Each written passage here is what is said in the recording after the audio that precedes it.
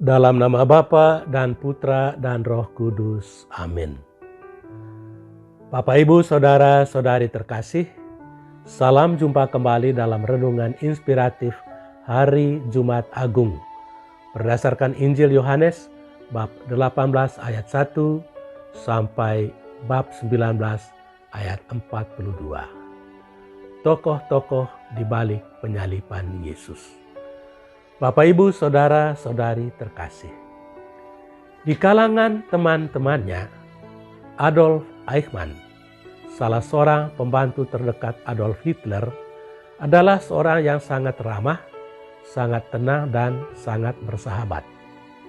Dia seorang suami yang baik bagi istrinya dan ayah yang bertanggung jawab bagi anak-anaknya. Ia mencintai pekerjaannya dan patuh kepada hukum serta amat taat kepada pimpinannya. Tetapi pekerjaan Eichmann tidak tergolong pekerjaan yang biasa. Tugas utamanya adalah mengorganisir pembantaian massal orang-orang Yahudi. Dalam waktu yang relatif singkat, dia berhasil membunuh 6 juta orang Yahudi pada waktu Perang Dunia Kedua. Ketika beberapa tahun lalu dia ditangkap oleh anggota Badan Intelijen Israel, yakni Mossad di Argentina. Dia kelihatannya sangat sehat dan normal. Hal itu sangat menakutkan karena ia tidak merasa bersalah sedikit pun.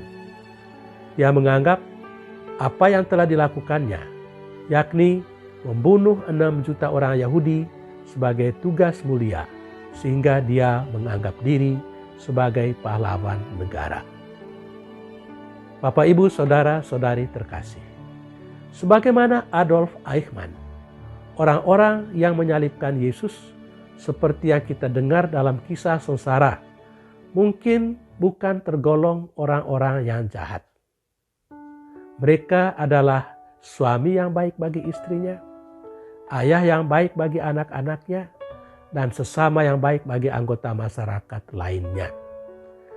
Tetapi kalau kita melihat dari dekat, mereka sebetulnya melakukan suatu kejahatan yang sulit dibayangkan. Pertama, kita lihat orang-orang Farisi dan ahli-ahli Taurat. Mereka adalah orang-orang saleh yang mengabdikan seluruh hidupnya kepada pelaksanaan hukum Taurat. Mereka menghabiskan banyak waktu untuk studi kitab suci.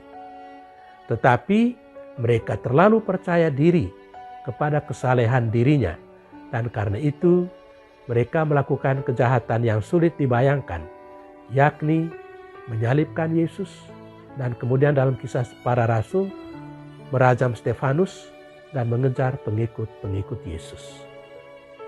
Kedua, Pilatus. Bagi Pilatus, keamanan adalah di atas segala-galanya. Dia tahu bahwa Yesus tidak bersalah, tetapi dia takut kalau Yesus dilepaskan, maka pemimpin-pemimpin agama Yahudi akan menimbulkan kekacauan. Selain itu, dia juga takut kehilangan kedudukannya sebagai wali negeri itu. Itulah sebabnya dia mengabulkan tuntutan orang-orang Yahudi untuk menyalibkan Yesus. Dalam dunia masa ini, tidak jarang orang melakukan apa saja, termasuk kejahatan sekalipun, asal dia bisa mengamankan posisinya. Ketiga, Yudas Iskariot. Dia adalah tipe orang yang mempunyai angan-angan tinggi, tetapi pada saat yang sama gampang frustrasi. Sifat yang demikian bisa terjadi pada siapa saja. Tetapi sifat yang demikian itu tidak harus membuat dia menyerahkan Yesus yang tidak bersalah untuk disalibkan. Dia tidak mempunyai alasan yang cukup kuat untuk membunuh Yesus. Namun, di dalam kenyataannya, ia tetap melakukan hal itu. Sama seperti Yudas, banyak orang juga pada masa ini melakukan pembunuhan dengan alasan yang tidak kuat. Keempat, para serdadu. Mereka itulah yang pada akhirnya menyalibkan Yesus. Mereka bisa membela diri dengan mengatakan bahwa mereka cuma melakukan apa yang diperintahkan kepada mereka. Hal yang sama juga dikatakan oleh Eichmann di depan pengadilan.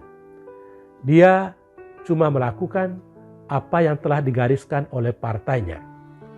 Tetapi hal seperti itu sama sekali tidak mengurangkan kejahatan mereka menyalibkan Yesus.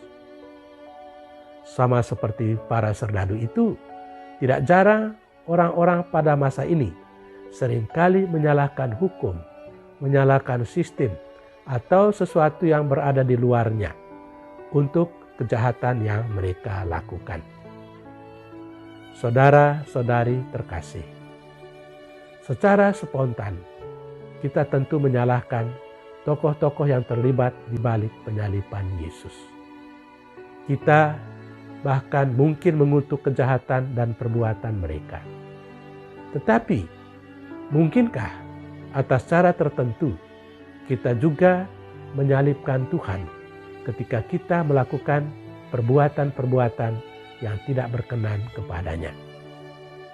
Pada perayaan ini, marilah kita menunjukkan sikap tobat dan penyesalan yang sungguh-sungguh atas dosa-dosa dan kelemahan-kelemahan kita, agar ketika Kristus bangkit, kita pun juga turut dibangkitkan bersama Dia.